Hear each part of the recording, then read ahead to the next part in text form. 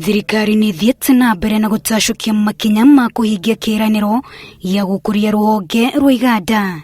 Mubango-ini wa kuongerera mieke ya mawira na gukuria iganda, kambuni ya Bidco ni hingurire ruhonge rweru mugunda-ini wa Tatu City, kaunti ya Kiambu. The biggest industrial park in our county, where over 6,000 people will be employed either directly or indirectly. What they have done here is a great thing, because this is creating employment for many people, and this is the direction that we want to go. Kiganda giki kiria kirithondekaga mithemba itiganite ya irio gigukorwo kiri uguni kuri arimi 50,000 aria mariendagia magetha mao kuo. Through contract farming, the Bidco Group has engaged over 35,000 farmers from across the country who supply them with soya, sunflower produce, and many other products. Tiga mieke ya mawira kuhingurwo gwa kiganda giki gukite na mawega mangi,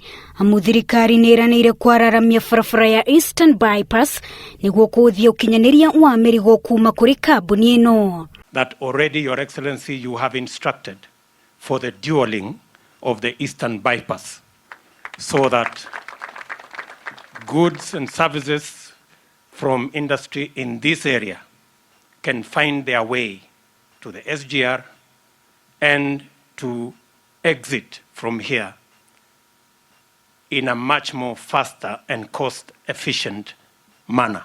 The issues that remain as outstanding challenges to business, I want to promise today, it will be resolved by the government. Kwa ihinda riri gicunji gia 15 hari igana kia utonga wa bururi kiracangirwo ni iganda.